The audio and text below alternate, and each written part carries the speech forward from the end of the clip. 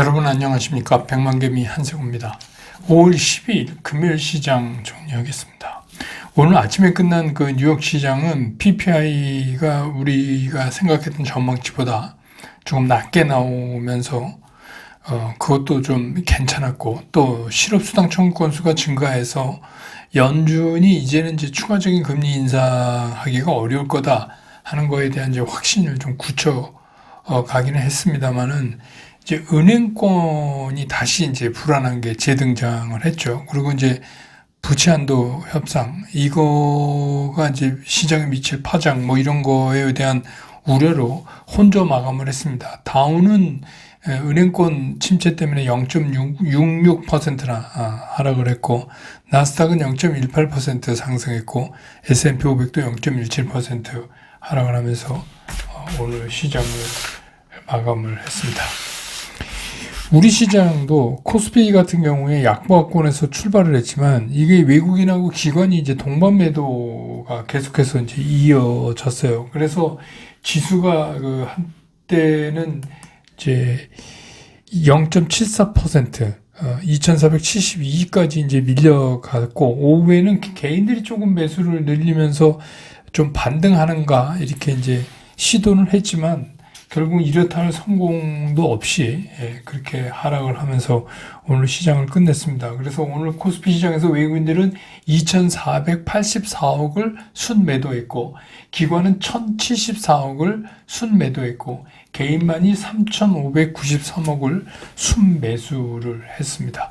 그래서 오늘 그 코스피 종가는 2,475.42포인트, 2,475.42포인트로 마감을 해서 어제보다 0.63% 하락을 하면서 장을 끝냈습니다. 그 다음에 이제 뭐 코스닥 같은 경우도 보합권에서 출발을 했는데, 이건 역시 이제 바로 그 밀리기 시작했어요, 지수가. 그래서 820까지 갔다가 이제 기관들의 매도세가 조금 약화되면서 나중에 이제 기관이 끝날 때는 이제 살짝 매수 전환을 했지만, 그러면서 지수가 계속해서 그 보합권에서 플러스 갔다 마이너스 갔다를 종일 반복하는 그런 이제 모습을 보였습니다. 그래서 특히 이제 시총 상위에 있는, 코스닥 시총 상위에 있는 에코프로 BM, 에코프로, LNF의 가격이 어떻게 형성되느냐에 따라서 코스닥 지수가 움직이는 그런 모습을 오늘 나타냈습니다. 오늘 코스닥 시장에서 외국인들은 499억을 순매도했고요. 기관은 최종적으로 110억을 순매수했고, 개인은 367억을 순매수했습니다. 그래서 오늘 코스닥 지수는 822.43포인트, 어제보다 0.26% 또 하락을 하면서 장을 마감했습니다. 기술적으로 보면 코스피 같은 경우 이제 연 5거래일째, 그러니까 이번 주 들어서 계속 음봉을 나타냈고, 오늘은 약간 개파락 같은 그런 이제 모습도 보였어요. 그래서 이제는 이제 60일 지키기가 상당히 불안한 그런 상황의 모습을 만들었다. 코스닥 같은 경우는 이미 어저께 이제 60일 이동평균선을 밑으로 이탈하는 모습이었는데, 오늘 이제 60일 이평을 바로 회복해내지 못하고 상당히 그 불안정한 그런 모습을 보이고 있습니다. 그래서 기술적으로 뭐 두 시장이 다, 양시장이 다 불안한 그런 모습입니다. 오늘 그 원달러 환율은 1334원 50전에 끝났습니다. 그래서 어제보다 8원 20전이 오르면서 끝났습니다. 시가총액 상위를 보면 오늘 이제 뭐 그 외국인이 산 거는 삼성전자 뭐 크진 않습니다. 이제 오늘 같은 시장에서는 뭐 크게 살 수는 없으니까 삼성전자 159억, LG 에너지솔루션 24억, SK 하이닉스 184억, 삼성바이오 12억, 현대차 185억, 기아는 1억 정도 샀네요. 그 다음에 네이버 164억, 카카오 119억. 요새 이제 네이버 카카오를 외국인과 기관이 동시에 매수를 많이 합니다. 그래서 네이버 같은 경우 기관도 187억을 순매수했고, 카카오도 13억을 순매수해서 오늘 SK 하이닉스하고 네이버 카카오만 외국인과 기관이 동시에 매수를 한 그런 종목이 되겠습니다. 그 다음에 이제 뭐 코스닥에서 에코프로비엠은 외국인이 98억 순매도했고, 에코프로는 290억 순매도했고, LNF도 38억을 순매도했고, 그래서 그 세 개 종목을 외국인들은 다 팔았어요. 반면에 이제 기관은 에코프로비엠은 19억 팔았고, 에코프로도 239억을 순매도했는데, LNF만 49억을 샀습니다.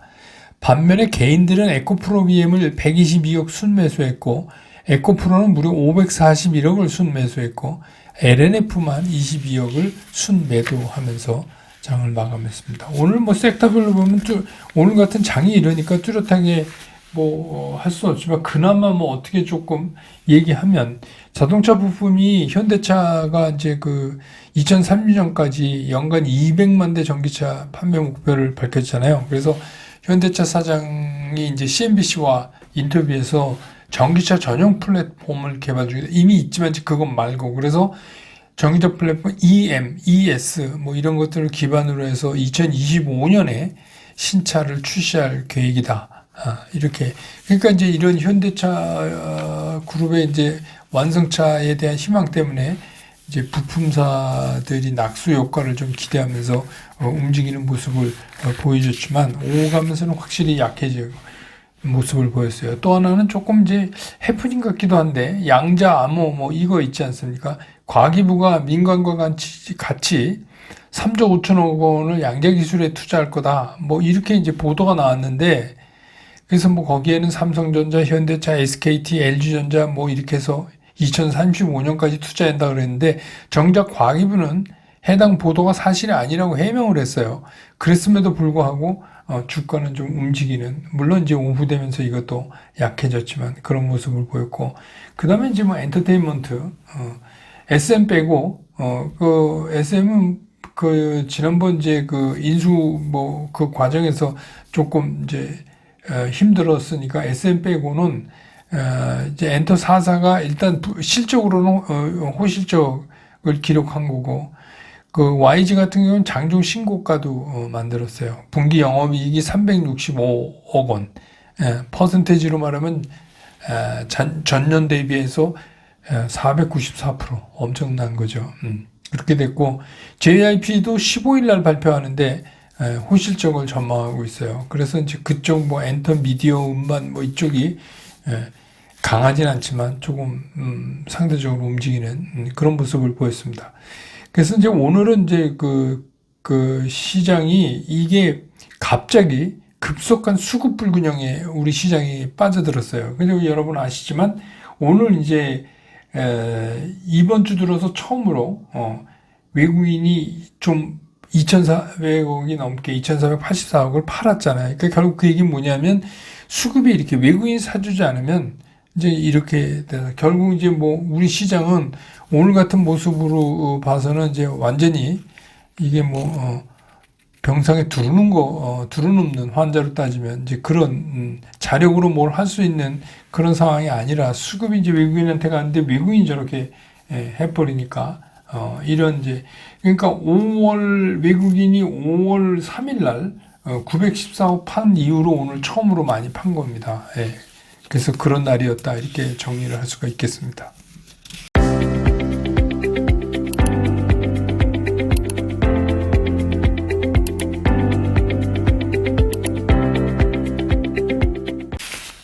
시장을 좀 보면 이제 미국 생산자 물가 지수가 2.3% YOY로 상승했다 이렇게 되니까 인플레이션 압력이 줄어들었다 이제 이렇게 우리가 받아들여죠.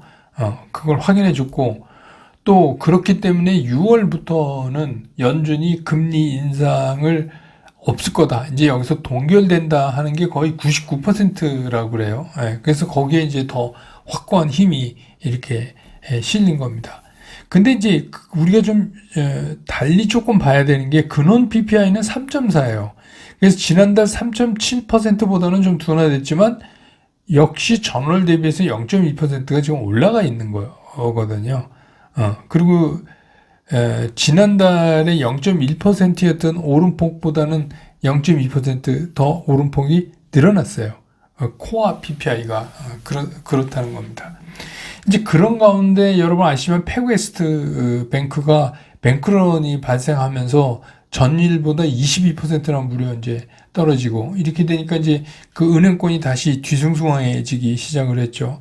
게다가 이제 IMF도 그렇고 JP 모건도 그렇고 일제히 그 미국의 디폴트 위험을 경고하고 났었어요. 그러니까 지금 이제 그 부채한도 그 인상 협정을 제대로 빨리 하지 않으면 그게 이제 상당히 그 세계 경제에도 여러 가지 영향을 미칠 거고 결국 이제 시장에도 상당히 충격을 줄 것이다. 이제 이런 것 때문에 이제 위축이 됐죠. 시장이. 근데 이제 우리 시장으로 와서 보면 이제 주말인 우리 시장이 가만 보면 시장이 그 제가 말씀드린 것처럼 이제 이번 주 말까지 뭔가 돌파구를 찾아야 된다. 시장이 그랬잖아요. 근데 이제 좀처럼 그런 돌파구가 우리 시장에서 나오고 있지 않아요. 그러니까 상승 모멘텀을 뭐 이렇게 만들어낼 수가 없는 상황이 지금 됐잖아요. 뭘 가지고 여러분 이게 상승 모멘텀이라는 건 그런 거가 아니잖아요. 무슨 예를 들면 뭐 반도체가 바닥을 이제 다음 분기에 칠 거기 때문에 주가가 선행하기 때문에 뭐 이제부터 이런 거 갖고는 모멘텀을 만들 수가 없죠. 그런 게 아니라 모멘텀은 팩트고 확실해야 돼요. 근데 이제 그런 게 지금 없어요. 게다가 이제 시장이 더 뒤숭숭해진 게 뭐냐면 뭐 그 국회의원 암호화폐 투자건도 그렇고 또 당국이 또 CFD 계좌에 대해서 전수조사하겠다. 그동안에 이걸 가지고 주가를 조작했나, 뭐 이렇게 해서 전수조사하겠다, 뭐 이렇게 됐고, 또 에코프로는 뭐 대주주가 법정에서 구속되고 막 이렇게 되니까 뭐 시장의 수급도 깨지고 분위기도 어수선하고 뭐 이렇게 된 거예요. 그러니까 이제 시장이 가뜩이나 이제 시장이 무엇보다 우선해야 되는 게 이제 수급인데 그게 그 꼬여가는데 이런 것들이 이제 계속 얘기가 이렇게 나오니까 그러니까 시장이 급속히 냉각할 수밖에 없는 그런 이제 상황이죠. 근데 이제 우리가 가끔 이제 얘기하지만 이게 주식 투자를 하다 보면 3일 좋고 97일이 힘들다고 그래요. 그러니까 이 힘든 97일을 그러니까 요즘 같은 시기를 어떻게 넘기느냐가 사실은 그 3일 동안에 내가 얼마를 정말 복구하고 또 돈을 벌 수 있는가를 결정지어 준다고 해도 틀린 말은 거의 아닌 것 같아요. 그러니까 그 3일을 위해서 97일을 여러 가지 고생을 하는 거죠. 그런데 그렇기 때문에 이제 그 여러분들이 요즘과 같은 시장에서 잘못하는 실수할 수 있는 그런 것들이 좀 있어서 오늘은 이제 그거를 좀 당부드릴까 그래요. 첫 번째는 뭐냐면 이제부터 이제 시장이 뭘 가지고 이슈화해서 뭐 옥신각신 할 거냐면 연준이 금리를 언제 내리냐 이걸 갖고 이제 얘기를 할 거예요. 그거하고 또 한 가지 뭐라 그랬죠? 경기지표 두 개를 가지고 이제 얘기를 하는데 경기지표도 그런 거죠. 경기지표가 이렇게 나쁘게 나오는데 연준 니네가 금리 인하를 안 하고 배겨? 이제 이런 거죠. 그런데 시장은 늘 그랬지만 시장은 너무 서둘러요. 그래서 뭐 이제 처음에 이런 거죠. 금리 인하는 내년 가서 검토한다 그러다가 누가 빠르면 금년 안에 할 수 있다 이렇게 얘기하다가 그러면 이제 그 다음에 빠르면 3, 4분기에 할 수 있다 이렇게 이제 되는 게 주식시장이에요. 왜냐하면 이제 그걸 자꾸 그러니까 미래의 기대를 앞으로 끌어다가 매매하는 곳이 주식시장이기 때문에 그런 거죠. 주식시장은 항상 미래 거를 갖다가 여기서 주가를 움직이는 그런 이제 시장이잖아요. 그러니까 그런 거에 이제 앞으로 우리가 시달려야 될 거예요. 굉장히. 근데 이제 여기서 팁을 드리면 뭐냐면 거기에서 여러분이 빠져나오시면 돼요. 그거 들은 척도 하지 마세요. 뭐 예를 들어서 연준이 뭐 언제 금리를 뭐 언제부터 인하하고 이런 거 그냥 아주 쉽게 얘기하면 I don't care. 나랑 관계없어. 마치 그런 것처럼 한 발 쭉 빼서 보고 계시면 돼요. 그 얘기가 무슨 얘기냐. 거기로 말려들기 시작을 하면 이게 금리 인하하는 거 아니야? 다음 달에 인하하는 거 아니야? 막 이렇게 되면 어떻게 해요? 그런 거에 끼어 들어갔기 때문에 내가 행동을 실수할 수 있어요. 그러니까 아예 그런 거 하지 마세요. 뭐 올릴 때 되면 올렸으니까 내릴 때 되면 내리겠지. 이렇게 생각하시는 게 편해요. 아니 무슨 주식 투자 그렇게 편하게 하냐고요? 편하게 하세요. 그 얘기는 무슨 얘기냐면 우리는 그게 중요한 게 아니라 그래서 시장이 변화되는 시그널을 우리한테 주었느냐 이것만 따지면 된다 이게. 예, 그러니까 쉽게 얘기해서 나는 해답집만 보겠다 그렇게 생각하시는 거예요. 그냥 니네들이 뭐 그거 갖고 옥신각신 맞네 틀리네 은재하네 뭐 이런 거 실컷 싸워라. 그 대신에 나는 해답집만 보겠다. 해답집에 나와 있는 게 그게 중요한 거니까 그건 다시 말해서 뭐예요? 시장이 우리한테 매수 시그널을 줄 때까지 아니 그러면 금리가 진짜 내려가고 그러면 그 사람들이 뭐 난리치고 어쩌고 저쩌고 해서 시장의 주체들이 해서 매수 시그널을 만들어 놓을 거 아닙니까? 그러면 그때 우린 들어가면 되죠. 왜 그 싸움에 같이 들어가서 잘 알지도 못하는 싸움에서 그렇게 해야 될 이유가 없다.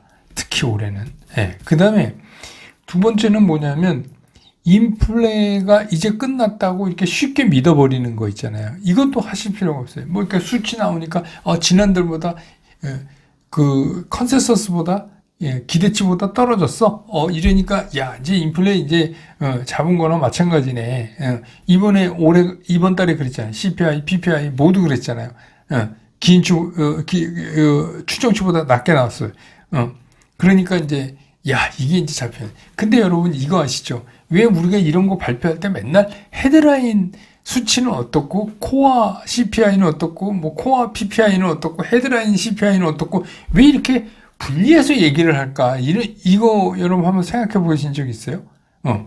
그 얘기 뭐냐면 그냥 헤드라인 CPI에서 헤드라인 PPI에서 코어 PPI를 뽑아낼 때는 뭐죠? 에너지하고 식품을 빼는 거잖아요. 그 에너지하고 식품을 왜 빼? 이거 중요한데 왜 뺄까 이거? 얘네들은 변동성이 심한 거예요. 어떤 방향성이 있는 게 아니라 변동성이. 예를 들어서 유가 빠지면 에너지값이 확 빠지니까 우리가 착시 현상이 일어날 수 있는 거예요. 인플레이션 잡혔네 이렇게 생각할 수도 있다는 거니까 에너지나 식품 같은 거는 워낙 변동성이 크기 때문에 그걸 빼고 나머지만 따진 게 코어, 근원, CPI 이렇게 얘기하는 그거 이제 코어라고 부르는 거예요. 그러면 우리가 이제 코어 수치를 보면 별로 그렇게 줄지 않아요. 코어 수치를 보면 그렇게 줄지를 않고 있어요. 그 얘기는 무슨 얘기냐? 수치상에 나타나는 그 오류를 우리가 그대로 인식할 수 있다. 그래서 더 중요한 건 뭐냐면 우리가 이게 매달 발표되잖아요. 저도 늦게까지 해서 여러분들한테 보내드리고 막 그러잖아요. 속보로. 그게 뭐냐면 YOY 전년 대비예요.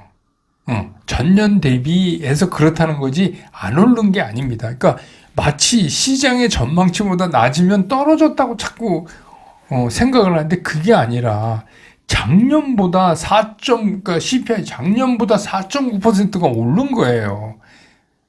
기준점이 작년에 있어요. 작년 4월보다 금년 4월이 4.9% 오른 거예요. 안 오른 게 아니에요. 그런데 계속 오른 거예요.